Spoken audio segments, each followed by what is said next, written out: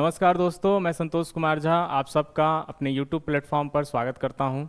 और जैसा कि हम जानते हैं और इसे भी हम पूरी तरह से एक्सेप्ट करते हैं कि आप अपने कर्तव्य का निर्वहन करते हुए अपने इस एग्ज़ाम के प्रति सजग रूप से लगे हुए हैं। उसी प्रकार से हमारी पूरी टीम आपके लिए पूरे जितने भी कंटेंट के साथ जो प्रयास हो सकता है उसके लिए हम सब तत्पर हैं।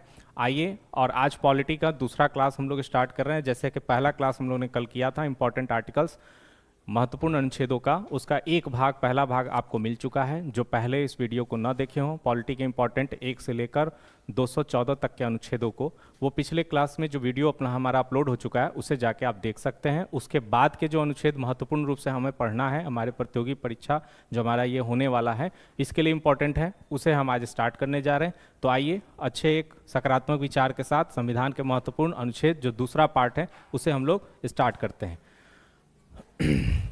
और देखते हैं सबसे इंपॉर्टेंट कौन कौन से 214 के बाद के आर्टिकल्स हैं।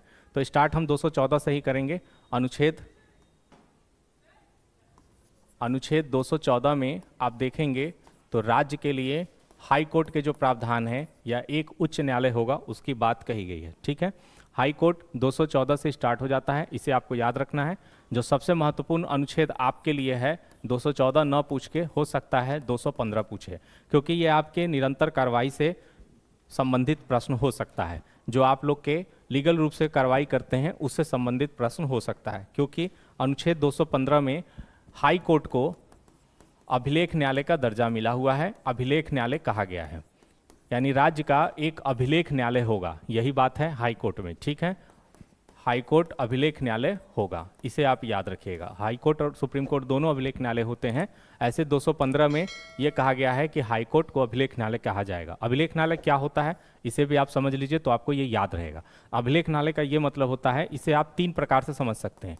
तीनों कैटेगरी अभिलेख न्यायालय में ही रखा गया है।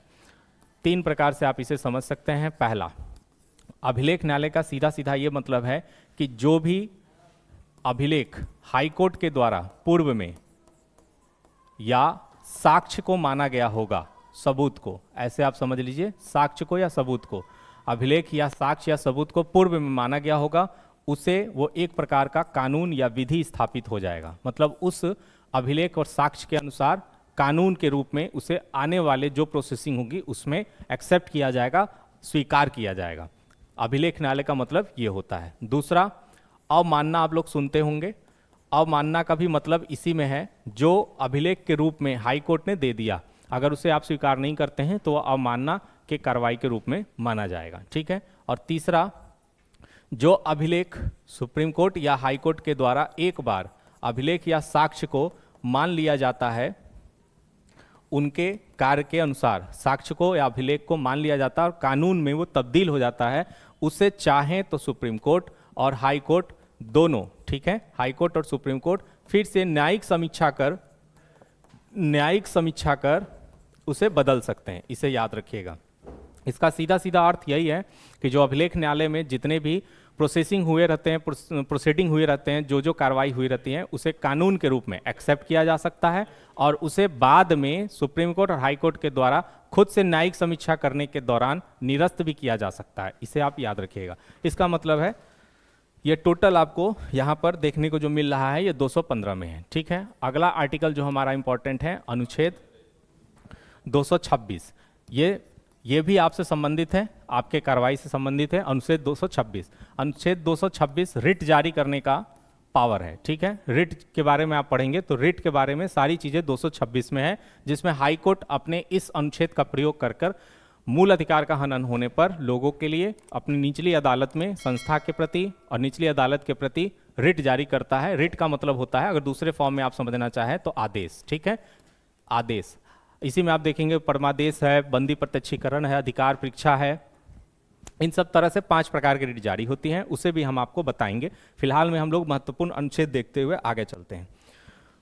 इसी में अनुच्छेद 228 है, यह भी आपका हाई कोर्ट से जुड़ा हुआ है। ठीक है, अनुच्छेद 228 आपको इससे एक संबंधित हम बात अभी बता रहे हैं जो हाल ही में अभी रिसेंटली हुआ है, जिससे कि आपको ये याद रहेगा।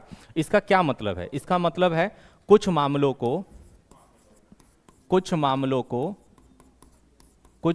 को उच्च न्यायालय क्या कर सकते हैं? उच्च न्यायालय अपने अधीनस्थ न्यायालय से या उच्च न्यायालय अपने अधीनस्थ न्यायालय के द्वारा दिए गए किसी फैसले में अंतकरण कर सकते हैं। अंतकरण का मतलब उसकी सुनवाई और समीक्षा कर सकते हैं। ये 228 के अंतर्गत है। हाल ही में जो ज्ञानवापी केस का मुद्दा चल रहा है, जिसका आज सुबह, जबकि आज वीडियो शूट हो रहा है तो आज 26 तारीख है, 26 फरवरी, तो आज सुबह उसका आदेश आया है कि जो पहले जो पूजा होती थी उसको स्टे लगाने के लिए जो यहाँ से डिस्ट्रिक्ट कोर्ट के जो हमारे जिला न्यायाधीश थे उनके थ्रू जो दिया गया था, उसके आदेश को उनके आदेश को रोकने के लिए, स्टे लगाने के लिए मुस्लिम पक्ष के लोगों ने अपील दाखिल की थी हाई कोर्ट में। उस अपील को खारिज कर दिया गया है। जो वो अपील दाखिल किए थे वो अनुच्छेद 228 का प्रयोग किए थे। अधीनस्थ न्यायालय में चलने वाला एक वाद जब हम ऊपरी अदालत में ले जाते हैं और उस वाद पर दिए गए फैसले पर रोक लगाने की अपील करते हैं तो अनुच्छेद 228 के अंतर्गत होता है। कुछ मामलों में उच्च न्यायालय का अंतःकरण का मतलब यही है। ठीक है, आगे चलेंगे तो हम देखेंगे सबसे इंपॉर्टेंट अनुच्छेद 231 है। 231 का मतलब है दो या दो से अधिक राज्यों के लिए, दो या दो से अधिक राज्यों के लिए एक ही उच्च न्यायालय का होना, एक हाई कोर्ट का होना। ठीक है, ये कहा गया है 231 के अंतर्गत। ये पूर्वत परीक्षाओं में पूछा गया है, इसलिए इसे आपको याद रखना होगा। जैसे अब देखेंगे तो पंजाब और चंडीगढ़ दोनों का एक ही हाई कोर्ट है, इसीलिए ये 231 में ये प्रावधान है, इसीलिए दोनों जगह का एक ही हाई कोर्ट है। ठीक है, इसके बाद अब जब जैसे ही आएंगे तो सबसे इंपॉर्टेंट आपको 239 अनुच्छेद कौन सा मिलेगा? 239। 239 में आप देखेंगे तो संघ एवं राज्य क्षेत्र के प्रशासन की बात कही गई है। कैसे प्रशासन चलेगा राज्य और संघ के क्षेत्रों में, उसकी बात 239 में कही गई। ठीक है, ये आपका इंपॉर्टेंट है, इसे भी याद रखेंगे। इसके बाद अनुच्छेद सबसे इंपॉर्टेंट आ जाता है जो बहुत सारी परीक्षाओं में पूछा हुआ है, 243। ठीक है, अनुच्छेद 243, इसमें क्या है? इसमें सबसे इंपॉर्टेंट है ग्राम पंचायत, इसे आपको याद रखना है। थोड़ा सा हम आपको बता दे रहे हैं ग्राम पंचायत के बारे में। जो प्रधानी का चुनाव होता है उसी से संबंधित ये ग्राम पंचायत का गठन होगा, और ग्राम पंचायत का जो सबसे बड़ा पद है और जो सबसे छोटा पद है, उन दोनों के लिए हर 5 साल की अवधि पर एक बार चुनाव होगा। इसको संवैधानिक रूप से दर्जा मिल गया था 73वें संविधान संशोधन में, इसे याद रखिएगा। 73वें संविधान संशोधन 1992 में ग्राम पंचायत को रखा गया है। ग्राम पंचायत को कहां से कहां रखा गया है? ए से ओ तक। ठीक है, ए से ओ तक, इसके अंदर उपबंध है 243 ए से 243 ओ तक ग्राम पंचायत के गठन की बात कही गई है। और नीति निर्देशक तत्वों में भी, डीपीएसपी में भी अनुच्छेद 40 में ग्राम पंचायत के गठन की बात कही गई थी। लेकिन वो दिशा निर्देश है राज्य को, वो चाहे तो लागू भी कर सकते हैं, चाहे तो ना भी लागू कर सकते हैं। इसलिए 1992 के पहले आप देखते होंगे तो एक ही प्रधान 10 साल 15 साल तक रहते थे, क्योंकि वो संवैधानिक रूप से आवश्यक नहीं था, लेकिन अब आवश्यक है। इसी में अनुच्छेद 243 में आगे बढ़ेंगे तो आपको अनुच्छेद 243 ओ के बाद के जितने भी हैं, वो मुझे अभी कंप्लीट याद नहीं आ रहा, उसमें आपका टोटल अनुच्छेद 243 में नगर पालिका भी रखा गया है, इसे आप याद रखेंगे। नगर पालिका और ग्राम पंचायत दोनों से संबंधित अनुच्छेद 243 है। ठीक है, नगर पालिका को लाया गया था 74वां संविधान संशोधन, ये भी सब साथ में किया गया था, इसे याद रखिएगा 1992 में। ये इंपॉर्टेंट है, इसको आप चाहें तो स्क्रीनशॉट ले सकते हैं। इसके बाद हम आगे चलते हैं और वन शॉट रूप से आपको जल्द से जल्द जितना ज़्यादा से ज़्यादा हो सकता है उतने अनुच्छेद आपको करा रहे हैं। अनुच्छेद 243, अनुच्छेद 243 के बाद आप आगे बढ़ेंगे तो 243 में ही, अनुच्छेद 243 में ही सहकारी समिति की भी बात कही गई है, इसे याद रखिएगा। सहकारी समिति, ग्रामीण स्तर पर कोऑपरेटिव सिस्टम जो होता है, सहकारी समिति की भी बात कही गई है। आप सबसे मेरा एक ही विनती और एक ही निवेदन है कि हमारे प्रोत्साहन, हमारे एनर्जी, हमारी ऊर्जा को बनाए रखें और अपना स्नेह और प्रेम इसी तरह देते रहें, ज़्यादा से ज़्यादा शेयर करते रहें। और जितने भी टॉपिक आपको बता रहा हूं, इसमें जो जो महत्वपूर्ण टॉपिक है उसको सेपरेट टॉपिक भी आपको वीडियो अवेलेबल कराऊंगा। ये तो केवल और केवल महत्वपूर्ण अनुच्छेद है, इसलिए आप नाराज न हो कि हम लोग जल्द से जल्द इसको छोटा छोटा बता के हट रहे हैं, ऐसा चीज़ नहीं है, डिटेल भी आपको बताया जाएगा। अनुच्छेद 244 में आएंगे तो अनुच्छेद 244 में सबसे इंपॉर्टेंट आप देखेंगे जो सबसे ज़्यादा पूछा जाता है आपके लिए, अनुसूचित जाति। ठीक है, अनुसूचित जाति और अनुसूचित जनजाति, अनुसूचित जनजाति, अनुसूचित जाति और अनुसूचित जनजाति क्षेत्रों के प्रशासन की बात कही गई है, क्षेत्रों के प्रशासन की बात कही गई है, इसे आप याद रखिएगा। ठीक है, कैसे अनुसूचित जाति और अनुसूचित जनजाति क्षेत्रों में प्रशासन होगा उसकी बात कही गई है। हर जगह एक ही लॉ नहीं लगता है, कुछ जगहों पर जहां आदिवासी क्षेत्र है वहां पर संविधान भी कुछ तरह से लचीला रूप अपनाता है, इसलिए इस अनुच्छेद का प्रयोग करके वहां के जो जिलाधिकारी होंगे उन जगहों पर कुछ कठोर कार्रवाई करने से पहले विचार करेंगे। 244 क में अगर आप देखेंगे, 244 क में असम के कुछ क्षेत्रों के बारे में, कुछ क्षेत्रों के प्रशासन के बारे में बात कही गई है। यहाँ पर कुछ ज़्यादा प्रकार के, विभिन्न प्रकार के आदिवासी रहते हैं, उनके लिए सेपरेट प्रशासन की सिस्टम, सेपरेट प्रशासन पद्धति इसमें अनुच्छेद 244 क में रखी गई है, इसे आप याद रखिएगा। ठीक है, सबसे इंपॉर्टेंट जो आप लोग के लिए अनुच्छेद 245। अब आ जाइए संघ एवं राज्यों के संबंध। ठीक है, संघ एवं राज्यों के संबंध, ये तीन प्रकार के संबंध है। एक है आपका विधायी संबंध है राज्य और केंद्र के बीच, एक आपका वित्तीय संबंध है, एक आपका प्रशासनिक संबंध है। ये तीन प्रकार के संबंध है। 245 से स्टार्ट होगा, लंबा जाएगा, इसी के बाद आप देखेंगे बहुत हद तक आप आगे बढ़ जाएंगे। ठीक है, तो 245 से अगर आप आगे बढ़ेंगे तो लगभग 293 तक है पूरा टोटल, लेकिन बीच के अनुच्छेद में अगर आप याद करना चाहें तो अनुच्छेद 279, ठीक है, याद रखिएगा 279, इसमें आप आएंगे 279A में जीएसटी आपको प्राप्त हो जाएगा, यानी ये वित्तीय संबंध में आता है। ठीक है, GST, goods and service tax, आप सुनते होंगे उसके बारे में। अनुच्छेद 280 सबसे इंपॉर्टेंट अभी तक में क्या है, वित्त आयोग। ठीक है, वित्त आयोग की बात कही गई है, फाइनेंस कमीशन की बात कही गई है 280 में। ठीक है, कौन बनाता है, किसकी नियुक्ति पर उसके अध्यक्ष बनते हैं, कितने सदस्य होते हैं, ये सारी चीजें हम आपको बताएंगे सेपरेट क्लासेस में जब हम इसको देंगे तब। ठीक है, इसके बाद आप सबसे इंपॉर्टेंट याद रखिए अनुच्छेद 300 क जो आपका पहले मूल अधिकार में था, संपत्ति का अधिकार 19F में, और अनुच्छेद 31 में उसे 300 क में कानूनी अधिकार बना दिया गया है। कानूनी अधिकार के रूप में किसे बना दिया गया है, कानूनी अधिकार के रूप में बना दिया गया है संपत्ति के अधिकार को। ठीक है, अब आपकी संपत्ति कानूनी रूप से ली जाएगी, मूल अधिकार के रूप में आपका ये नहीं रह गया है, इसे आप याद रखिएगा, 300 क में डाल दिया गया। ठीक है, आगे चलते हैं। अब सबसे इंपॉर्टेंट अनुच्छेद 315 से लेकर 323 तक, यही मैं आपको बता दे रहा हूं। 315 से 323 तक क्या है, संघ एवं राज्य, दोनों लिख सकते हैं, आपके ऊपर है, संघ एवं राज्य दोनों लिख सकते हैं। संघ लोक सेवा आयोग, इसी के अंदर राज्य लोक सेवा आयोग भी है। ठीक है, आप कंफ्यूज मत होइएगा, 315 से 323 तक, यानी यूपीएससी की बात हम कर रहे हैं। ठीक है, मैं जान रहा हूं बहुत सारे हमारे ऐसे भी रेलवे सुरक्षा बल के कार्यरत कर्मचारी होंगे जो इस प्रकार के चीज़ों के एफर्ट में भी लगे होंगे, संघ लोक सेवा आयोग के लिए भी तैयारी कर रहे होंगे, उन सबको मेरी तरफ से शुभकामना है। ठीक है, थोड़ा सा जो भी हम लोग का प्रयास, जो भी हम लोग का आपके लिए छोटा सा प्रेम हो सकता है, सहयोग हो सकता है, वो हम कर रहे हैं, और आपका प्रोत्साहन और प्यार इसी तरह मिलता रहे। अनुच्छेद 324 निर्वाचन आयोग की बात करता है। निर्वाचन आयोग यानी इलेक्शन कमीशन, इलेक्शन कमीशन का गठन 324 में है, इसे आप याद रखिएगा, 324 से 329 तक। ठीक है, 324 से 329 तक। इसके बाद बस थोड़ा सा और है जो आपका इंपॉर्टेंट है, इसे आप चाहें तो स्क्रीनशॉट ले लें। आप इसके लिए नाराज मत होइएगा कि मेरी हिंदी थोड़ी सी वीक है, इसलिए थोड़ा मुझे दिक्कत होता है लिखावट में, प्रयास मेरा है कि मैं इसे भी जल्द से जल्द सीखूं। और आगे चलते हैं और देखते हैं 324 के बाद क्या है आपका सबसे इंपॉर्टेंट, लास्ट के अनुच्छेदों में सबसे इंपॉर्टेंट 338। ठीक है, 338 को 3-4 भाग में समझिएगा। 338 में है राष्ट्रीय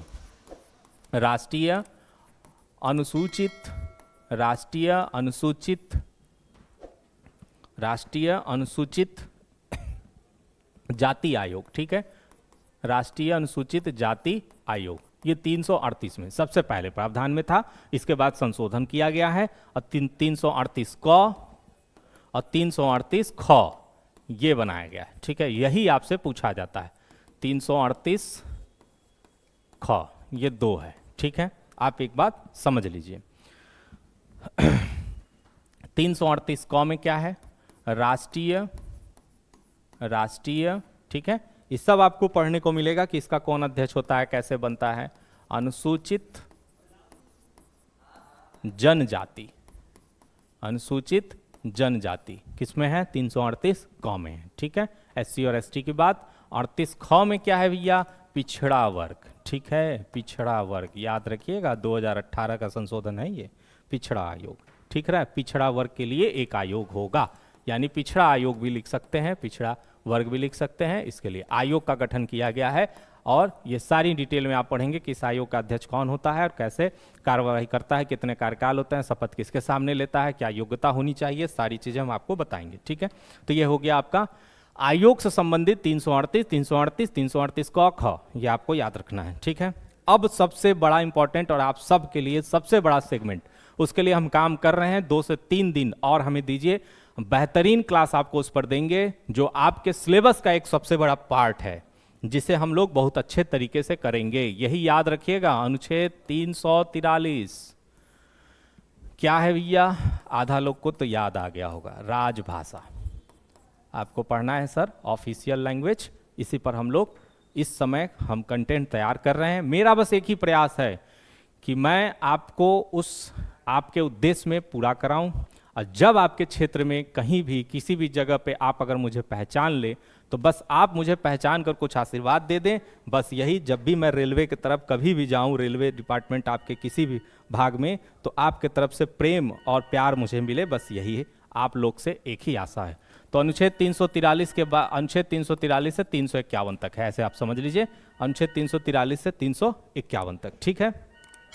यह आपका राजभाषा है। इसमें एक इंपॉर्टेंट है, आप ऐसे समझ सकते हैं 343(1) में, ठीक है, भारतीय संविधान के अनुसार हिंदी को, हिंदी बहुत ज्यादा आप लोग को ये करता होगा, हिंदी क्या है, तो हिंदी को राष्ट्र भाषा के जगह, राष्ट्रभाषा जो बोलते हैं ना, उसके जगह पे राजभाषा का दर्जा दिया गया है, याद रखिएगा, हिंदी राजभाषा होगी। राजभाषा का क्या मतलब है, राजभाषा सिलेबस में भी है, क्यों भैया, तो उसका कारण है, देखिए, ये ऑफिशियल लैंग्वेज होगी, यानी आपके द्वारा जो कार्यवाही की जाएगी उसमें हिंदी को, हिंदी देवनागरी लिपि को प्रथम प्राथमिकता दी जाएगी, संविधान के अनुच्छेद के अनुसार कहा गया है। किसी व्यक्ति को अगर हिंदी आता है तो उसे तमिल, बाकी लैंग्वेज सीखकर उस कार्रवाई को करना आवश्यक नहीं है, लेकिन किसी व्यक्ति को हिंदी नहीं आता है तो उसे हिंदी सीखना आवश्यक है, क्योंकि ये ऑफिशियल लैंग्वेज संविधान के अनुसार किया गया है।